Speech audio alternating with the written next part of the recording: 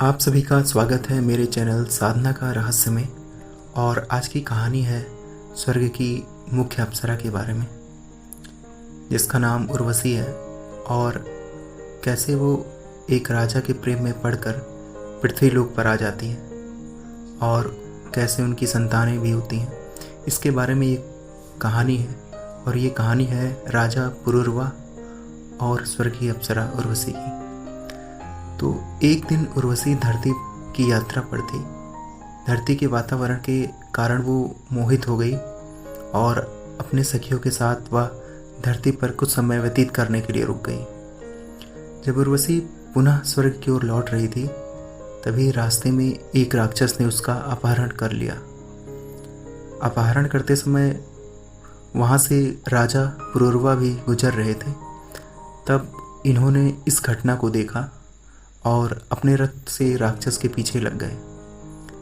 उसके बाद उन्होंने उस राक्षस को युद्ध के लिए ललकारा और उसे पराजित करके उर्वशी को आज़ाद करा लिया। यह पहली बार था कि जब उर्वशी ने किसी मानव का स्पर्श किया था और उर्वशी मानव की ओर आकर्षित हो गई। वह स्वर्ग तो पुनः लौट आई, लेकिन वह मन ही मन राजा पुरुरवा के बारे में सोचने लगती और दिन रात उसके बारे में ही ख्याल करने लगी। ऐसे में एक बार स्वर्ग में एक नाटक का आयोजन किया गया, जिसमें उर्वशी को लक्ष्मी माता का किरदार निभाना था।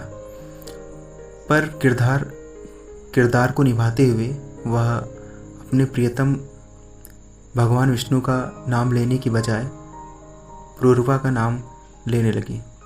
और यह देखकर भरत मुनि को क्रोध आ गया और उन्होंने उर्वशी को श्राप दे दिया कि तुझे पृथ्वी लोक पर ही रहना पड़ेगा और मानव की तरह संतान पैदा करना होगा।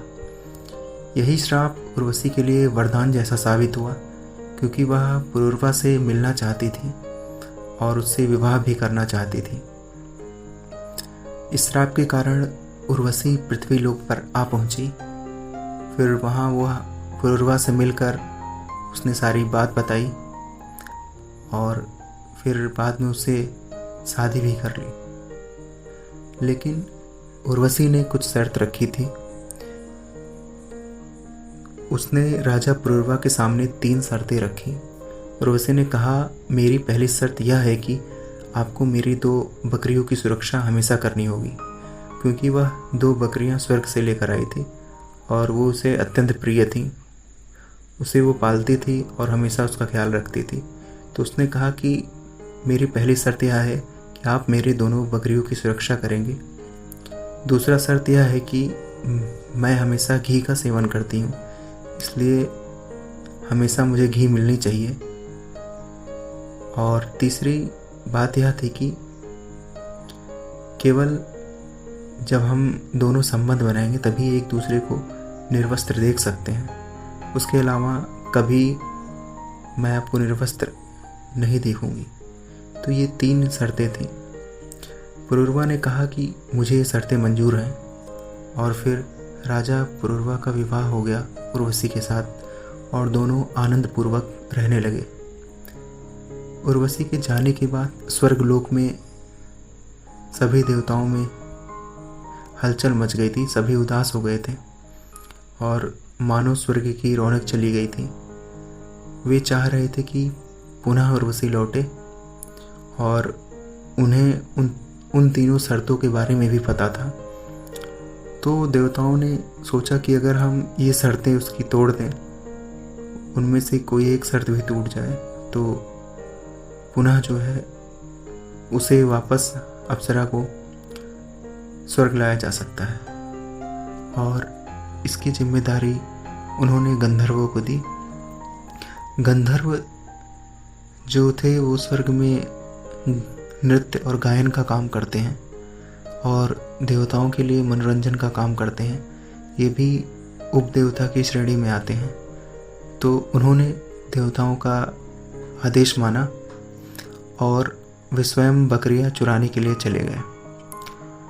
रात में जब बकरियां चुराने के लिए गंधर्व राजा के महल में घुसे, तब बकरियां आवाज़ करने लगी और उसे सुनकर राजा पुरुरवा अपनी तलवार लेके उस ओर दौड़े।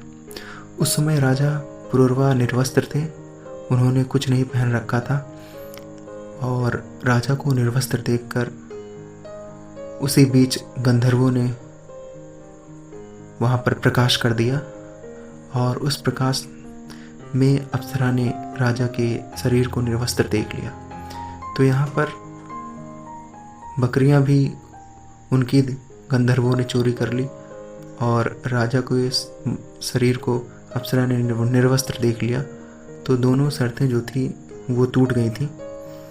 इस कारण अप्सर टूट जाने से उर्वशी अप्सरा स्वर्ग की ओर जाने लगी और ये देखकर राजा पुरुरवा बहुत दुखी हुए और इन दोनों की जो संतानें हुई थी तो उस संतान को छोड़कर उर्वशी फिर वापस इंद्रलोक की ओर प्रस्थान करती है। और इस प्रकार से ये जो कहानी थी ये कहानी खत्म होती है और इस कहानी से यह भी पता लगता है कि कैसे मृत्युलोक के मनुष्यों के पराक्रम के कारण स्वर्ग की अप्सराएं भी आकर्षित हो जाती थी। और ये जो कहानी है ये काफ़ी प्रचलित है। तो फिर मिलेंगे किसी अगले वीडियो में किसी दूसरी कहानी के साथ। तब तक के लिए आप सभी को नमस्कार। जय श्री राम।